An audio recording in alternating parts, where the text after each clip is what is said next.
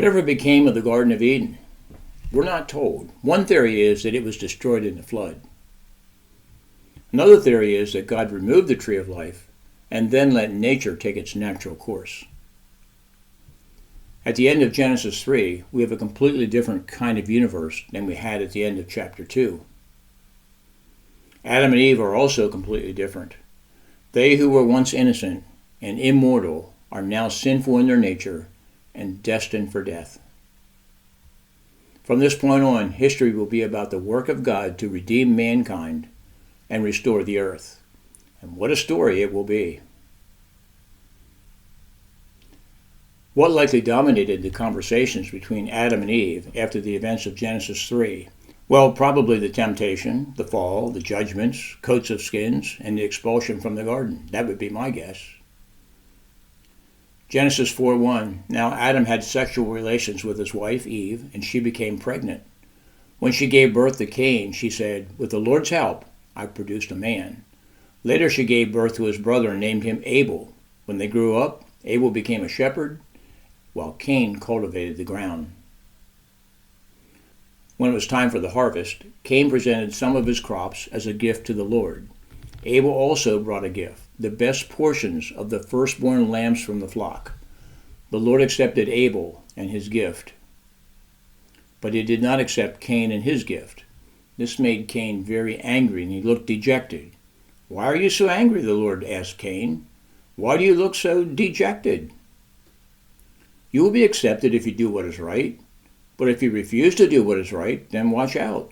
Sin is crouching at the door, eager to control you, but you must subdue it and be its master.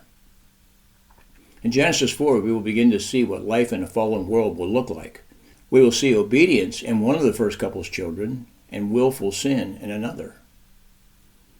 We will see that it did not take long for the worst kind of sin to show up in the unbelieving.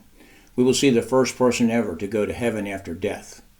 We will see the just shall live by faith, played out before those words are ever even uttered. Now put yourself in the place of Adam and Eve and tell me what you're talking to Cain and Abel about as they grow up. Well, I think I'm talking to them about sin and what it cost us and what the perfection of the garden was like versus where we're living now. Imagine the hope, the wonder of Adam and Eve when Cain was born.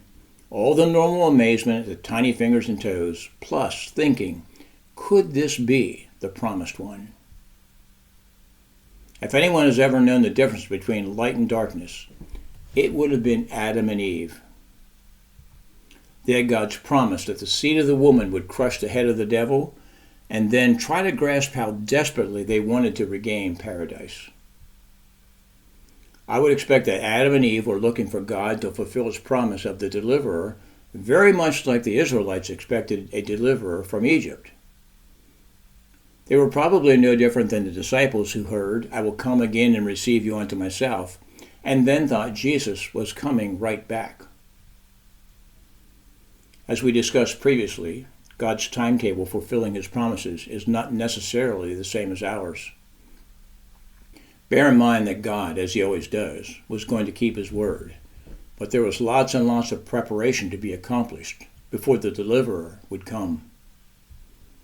It was a matter of preparing the world for the redemption plan of God. The plan would be unique in the purest sense of the word, for it would not be by the works of man, but by faith in the works of God.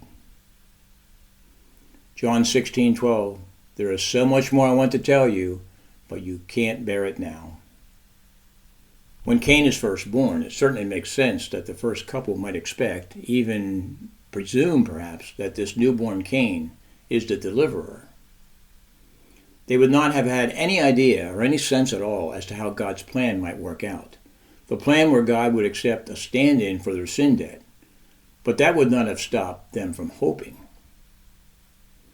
They had been with God, they lived in a perfect universe, and it would be an incredible thing for them not to want it back. And then Abel was born. Now Abel was a keeper of sheep, but Cain was a tiller of the ground.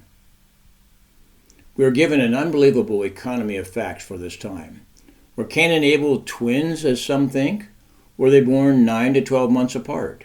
Were they 50 years apart? We just do not know those facts, but we are told the facts we really need to know.